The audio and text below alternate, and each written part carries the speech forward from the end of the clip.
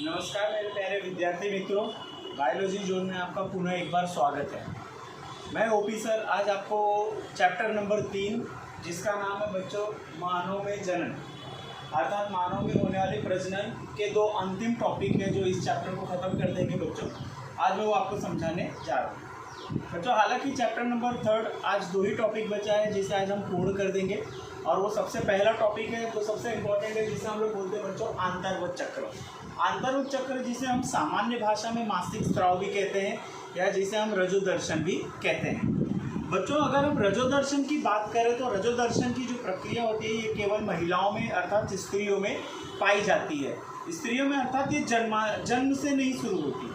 अगर हम इसकी बात करें, अगर मैं इसके बारे में आपको अधिक गहराई में समझाऊं तो बच्चों रजोदर्शन अर्थात जब मासिक स्राव की शुरुआत होती है ना, मासिक स्राव की जब शुरुआत होती है तो इस प्रक्रिया को हम क्या कहते हैं बच्चों, रजोदर्शन हम कहते हैं। रजोदर्शन की शुरुआत जो होती है वो यौवनारंभ से होती है। यौवनारंभ अर्थात क्या, जवानी में, जिसे हम सामान्य भाषा में कह सकते हैं बच्चों, है ना, जवानी में ये प्रक्रिया शुरू होती है। अब बच्चों अगर हम रजोदर्शन, मैं अगर आपसे मान लो प्रश्न बनाकर पूछूं रजोदर्शन अर्थात क्या, तो जिसे हम लोग मासिक स्राव भी कहते हैं। मासिक स्राव कब शुरू होता है? यौवनारंभ में शुरू होता है। ये किसकी मुख्य प्रक्रिया है बच्चों? महिलाओं की मुख्य प्रक्रिया है बच्चों। अगर मैं इसके बारे में आपको समझाऊं गहराई से, अगर हम देखें मादा प्राइमेट अर्थात बच्चों पृथ्वी पर आए हुए सबसे पहले प्राणी जिसे हम क्या कहते हैं बच्चों, प्राइमेट। बच्चों मादा प्राइमेट यानी कि कौन कौन है? बंदर, कपी तथा मनुष्य आदि में होने वाले जनन चक्र को हम आंतरवत चक्र कहते हैं। इसे सामान्य भाषा में मासिक स्राव या माहवारी भी कहते हैं। बच्चों स्त्रियों को काफ़ी संवेदना होती है, काफ़ी तीव्र दर्द होता है मासिक स्राव के दौरान, काफ़ी रक्त का स्राव भी होता है ना बच्चों। मासिक स्राव की जो प्रक्रिया होती है पूरे 25 से 30 दिन शुरुआत के अर्थात 1 से लेकर 30 दिन तक यह रहती है और शुरुआत के 1 से 5 दिन तक रक्त का स्राव होता है। बच्चों रक्त का स्राव भी गर्भाशय में जो अंतस्तर होती है उसकी दीवार टूटने के कारण रक्त का स्राव होता है। बच्चों अगर हम देखें तो प्रथम ऋतुस्राव अर्थात रजोधर्म की शुरुआत कब होती है बच्चों? यौवनारंभ से शुरू होती है। यौवनारंभ बच्चों क्या आप बता सकते हो यौवनारंभ अर्थात क्या? यौवनारंभ अर्थात जिसे हम लोग इंग्लिश में टीनेजर भी कहते हैं। टीनेजर की जो शुरुआत होती है वो 13 साल से होती है और 19 साल पे खत्म होती है यौवनारंभ। बच्चों मासिक स्राव शुरू कब होता है? 13 साल की उम्र से और ख़त्म कब होता है? 50 वर्ष की उम्र के बाद। मासिक स्राव के शुरू होने की प्रक्रिया को हम रजोदर्शन कहते हैं, जबकि इसके खत्म होने की प्रक्रिया को, खत्म अर्थात 30 दिन के बाद खत्म हो गया ऐसा नहीं बच्चों, कृपया ये ध्यान में रखिए, है ना, प्लीज़ आप इस चीज़ को ध्यान में बैठाइए। मैं वापस पुनः एक बार समझा रहा हूँ। रजोदर्शन की शुरुआत यौवनारंभ में होती है अर्थात मासिक स्राव की शुरुआत, है ना, यौवनारंभ अर्थात 13 साल की उम्र में होती है। यौवनारंभ कब से कब तक होता है? 13 साल से 19 साल तक, जिसे हम लोग टीनेजर एज बोलते हैं। क्यों टीनेजर? क्योंकि 13 को हम इंग्लिश में क्या कहते हैं? 13, है ना, टीन, 13 टीन, और कब खत्म होता है? 19 टीन, है ना, इसलिए इसे हम टीनेजर एज अर्थात यौवनारंभ कहते हैं। बच्चों मासिक स्राव के शुरू होने की प्रक्रिया को हम रजोदर्शन कहते हैं और खत्म होने की प्रक्रिया को मेनोपॉज कहते हैं, ठीक है ना। मेनोपॉज कब होता है? 50 वर्ष की उम्र के बाद। तो रजोदर्शन कब होता है? 13 वर्ष की उम्र के बाद। आगे समझो बच्चों, इस घटना को हम मासिक स्राव कहते हैं। अब बच्चों यहाँ पर देख लेते हैं, प्रथम ऋतुस्राव अर्थात रजोधर्म की शुरुआत यौवनारंभ पे शुरू होती है, जिस घटना को हम रजोदर्शन अर्थात मेनार्के कहते हैं। रजोदर्शन को हम इंग्लिश में क्या कहते हैं बच्चों? मेनार्के, है ना। स्त्रियों में यह आंतरवत चक्र सामान्यतः 1 से लेकर 28 से 29 दिन तक का होता है। इसलिए एक रजोधर्म से दूसरे रजोधर्म के बीच के घटना चक्र को हम आंतरवत चक्र कहते हैं। बच्चों अगर हम आंतरवत चक्र की परिभाषा समझें, है ना, आंतरवत चक्र अर्थात क्या? एक रजोधर्म से दूसरे रजोधर्म की प्रक्रिया को हम आंतरवत चक्र कहते हैं। बच्चों यहाँ पर अगर हम देखें, प्रत्येक आंतरवत चक्र के मध्य में एक अंडाणु उत्सर्जित होता है। इस घटना को हम अंडोत्सर्ग कहते हैं। बच्चों अब अंडोत्सर्ग की व्याख्या अर्थात क्या? बहुत सिंपल सा प्रश्न है जिसका उत्तर एकदम सामान्य सीधा साधा सा है। अंडोत्सर्ग अर्थात क्या? मासिक स्राव के मध्य में तैयार होने वाले अंडाणु की प्रक्रिया को हम अंडोत्सर्ग कहते हैं। अब बच्चों ध्यान से समझिए, यदि यह तैयार हुआ अंडाणु किसी शुक्राणु के साथ निषेचित हो जाता है तो स्त्री जो होती है वो गर्भ धारण करती है, जिसे हम क्या कहते हैं, गर्भवती। स्त्री गर्भ धारण करती है ना। साथ ही साथ मासिक स्राव की अनुपस्थिति क्या दर्शाती है, गर्भधारण की अवस्था दर्शाती है। गर्भधारण कब होगा, जब तैयार हुआ अंडाणु शुक्राणु से निषेचित होगा। अब बच्चे यहाँ पर देख लीजिए, आंतरव चक्र की शुरुआत में 3 से 5 दिन तक रक्तस्राव होता है। जैसे कि मैंने पहले बता दिया था, यह रक्तस्राव गर्भाशय की अंतस्तर दीवार टूटने के कारण होता है। रजोधर्म तभी आता है जब मोचित अंडाणु निषेचित नहीं हुआ। बच्चों, ये मोचित अंडाणु अर्थात क्या, जो अंडोत्सर्ग के दरमियान तैयार हुआ है ना। अब यही मोचित अंडाणु यदि निषेचित हो जाए, निषेचित किसके साथ होगा, शुक्राणु के साथ, तब इस घटना को हम क्या कहते हैं, गर्भधारण।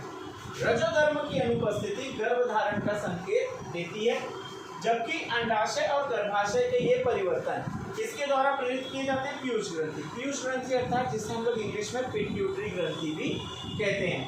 पीयूष ग्रंथि तथा अंडाशय हार्मोन की मात्रा के स्तर में बदलाव से यह प्रेरित होता है। अब बच्चों, पुटक प्रावस्था। पुटक प्रावस्था अर्थात क्या, मासिक स्राव के सबसे पहले दिन है ना, पुटक अवस्था का निर्माण होता है। पुटक प्रावस्था के दौरान गोनाडोट्रोपिन हार्मोन, बच्चों गोनाडोट्रोपिन हार्मोन ये पिट्यूटरी ग्रंथि से प्रेरित होते हैं।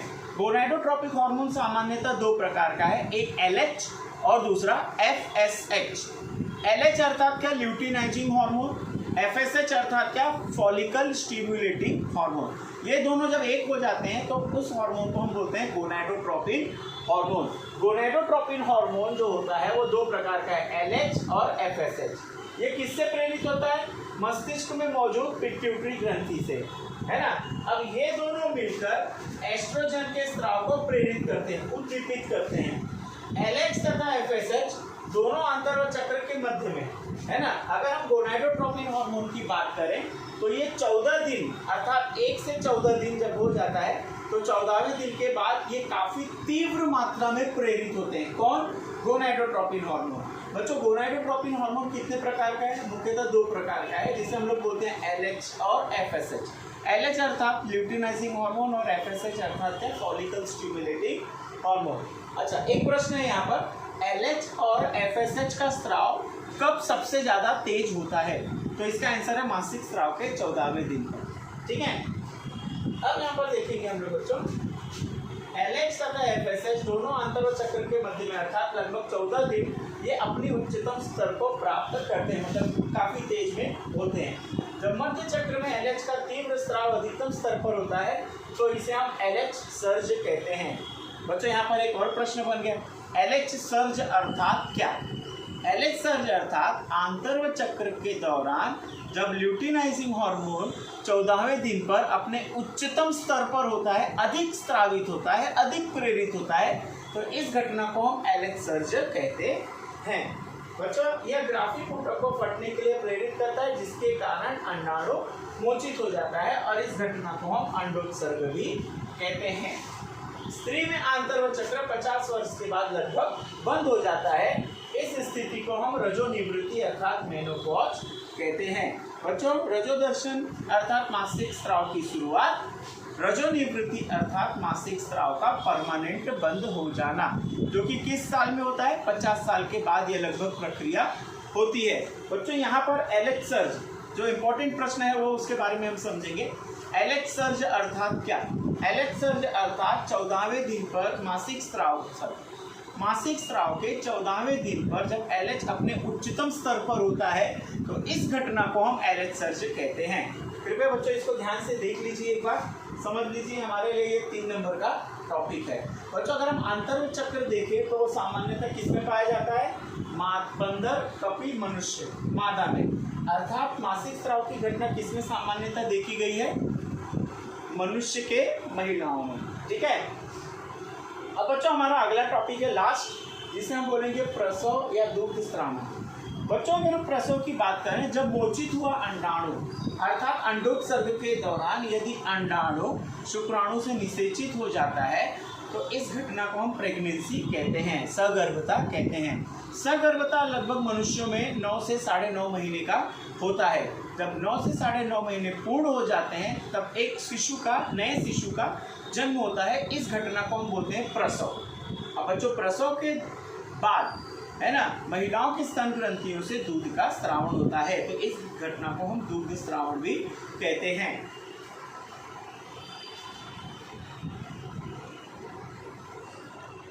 अब बच्चों, अगर हम देखें यहाँ पर मानव में सगर्भता की अवधि लगभग 9.5 माह की होती है, जिसे हम गर्भावधि पीरियड भी कहते हैं। एक आपका VSQ बन गया। गर्भावधि पीरियड कितने महीने तक होता है? 9 से 9.5 महीने तक होता है। सगर्भता के अंत में, अर्थात सगर्भता अर्थात जिसे हम लोग इंग्लिश में प्रेगनेंसी भी कहते हैं, है ना, अंत में अर्थात 9.5 महीना या 9 महीना पूर्ण होने के बाद गर्भाशय में जोरदार संकुचन के कारण गर्भ जो होता है वो बाहर निकलता है। गर्भ के बाहर निकलने की इस प्रक्रिया को हम शिशु जन्म या प्रसव कहते हैं। शिशु के जन्म को या गर्भाशय से बच्चे के बाहर निकलने की प्रक्रिया को हम शिशु जन्म या हम प्रसव कहते हैं। प्रसव या एक जटिल तंत्रिका अंतःस्रावी क्रियाविधि द्वारा प्रेरित होता है। तंत्रिका अंतःस्रावी अर्थात क्या? मस्तिष्क से निकलने वाले कुछ इंपॉर्टेंट हार्मोन जो हल्के गर्भाशय संकुचन को प्रेरित करते हैं। अब इस प्रक्रिया को हम गर्भ उत्क्षेपण प्रतिवर्ता कहते हैं। यह मात्र पीयूष ग्रंथि, जैसे कि हमने देखा पीयूष ग्रंथि से निकलने वाला सबसे पहला हार्मोन कौन सा था मासिक स्राव के दरमियान? Gonadotropic hormone. गोनेडोट्रोपिक हार्मोन बच्चों ये कितने प्रकार का होता है? 2, LH और FSH। LH का पूरा नाम है ल्यूटिनाइजिंग हार्मोन और FSH का पूरा नाम है फॉलिकल स्टिमुलेटिंग हार्मोन। बच्चों, सगर्भता के दौरान तंत्रिका के पिट्यूटरी ग्रंथि से संकुचन प्रेरित होता है ताकि बच्चा बाहर आ सके, है ना। वो संकुचन जो होता है वो किस हार्मोन के कारण प्रेरित होता है, जिसे हम लोग ऑक्सीटोसिन कहते हैं। बच्चों, अगर हम यहाँ पर प्रश्न भी समझना चाहें, ऑक्सीटोसिन का स्राव जो होता है ये सामान्यतः किस ग्रंथियों से प्रेरित होता है? तो पिट्यूटरी ग्रंथि। पिट्यूटरी ग्रंथि को हम लोग इंग्लिश में पीयूष ग्रंथि भी कहते हैं। बच्चों, यहाँ पर दिया है, यह पीयूष ग्रंथि से ऑक्सीटोसिन के निकलने की प्रक्रिया को क्या करता है? सक्रिय बनाता है। ऑक्सीटोसिन या गर्भाशय की पेशी पर कार्य कर संकुचन को प्रेरित करता है। गर्भाशय में ऑक्सीटोसिन का स्राव बढ़ने से संकुचन भी तेज होता है, जिससे शिशु गर्भाशय से जनन नाल द्वारा बाहर आ जाता है। इस घटना को हम कहते हैं प्रसव। प्रसव 9.5 महीने का होता है। पिट्यूटरी ग्रंथि से निकलने वाले ऑक्सीटोसिन के कारण जोरदार संकुचन होता है, जिससे कि बच्चा जो होता है माँ के जनन नाल द्वारा बाहर आ जाता है। इस घटना को हम प्रसव कहते हैं। प्रसव के बाद महिलाओं की स्तन ग्रंथियों से बच्चों दूध का स्राव होता है। यहाँ पर देख लेते हैं दूध स्रावण 2 नंबर का। स्त्री की स्तन ग्रंथियों में सगर्भता के दौरान दूध उत्पन्न होते हैं। इस प्रक्रिया को हम दूध स्रावण कहते हैं। दूध स्रावण के आरंभिक कुछ दिनों तक जो दूध निकलता है उसे हम प्रथम स्तन या कीस कहते हैं। बच्चों, माँ का जो सर्वप्रथम पीला दूध होता है प्रसव के बाद, हाँ बच्चों प्लीज ध्यान रखिए, प्रसव के बाद जो माँ का सबसे पहला पीला दूध होता है उसमें प्रचुर मात्रा में कोलेस्ट्रॉल पाया जाता है, जिसे हम प्रथम स्तन या खीस कहते हैं, जो बच्चों के लिए काफ़ी लाभदायक, नए नवजात शिशु के लिए काफ़ी लाभदायक होता है, जिसमें प्रचुर मात्रा में एंटीबॉडी अर्थात रोग प्रतिकारक शक्ति बनाने वाले गुणधर्म पाए जाते हैं। किसमें? माँ के सबसे पहले पीले दूध में, जो प्रसव के बाद स्तन ग्रंथियों से निर्माण होता है। बच्चों, दूध स्राव के आरंभिक कुछ दिनों तक जो दूध निकलता है उसमें प्रथम स्तन या कीस कहते हैं, जिसमें कई प्रकार के प्रतिरक्षी अर्थात एंटीबॉडी तत्व समाहित होते हैं। बच्चों, एंटीबॉडी प्रचुर मात्रा में माँ के पीले दूध में पाया जाता है, जिसे हम कोलेस्ट्रॉल प्रथम स्तन या खीस कहते हैं, है ना। अब ये जो पहला दूध होता है वो नवजात शिशु में प्रतिरोधी क्षमता उत्पन्न करने के लिए परम आवश्यक होते हैं। तो बच्चों, यहाँ पर हमारा चैप्टर नंबर 3 खत्म हुआ। अब अगला जो चौथा चैप्टर है वो जनन स्वास्थ्य के ऊपर है। अब काफ़ी सारे चैप्टर जो है वो इजी हैं, है ना, इसे हमें ध्यान से समझना है, ठीक है। ऑनलाइन लेक्चर से आप जुड़े रहिए बच्चों, और आप लोग से एक विनती है, वीडियो चाहे जब भी तैयार हो बच्चों, काफ़ी मेहनत लगता है ना। हाई क्वालिटी का कैमरा होने के कारण काफ़ी गीगाबाइट अर्थात काफ़ी मेमोरी ले लेता है, जिसके कारण मेरा वीडियो अपलोड काफ़ी लेट होता है। खाली मैं क्लियरिटी को और क्वालिटी को मेंटेन रखना चाहता हूँ, जिससे कि आपको समझने में आसानी हो बच्चों। काफ़ी मेहनत करके मैं वीडियो बनाता हूँ, इसलिए आप लोग से रिक्वेस्ट है, आप लोग सभी लोग एक होकर इस वीडियो को देखें, समझें।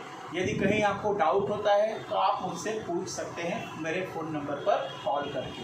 तो बच्चों, ये तो हमारा तीसरा चैप्टर मानव जनन। आज हम इसे यही समाप्त करते हैं। धन्यवाद, आपका दिन शुभ।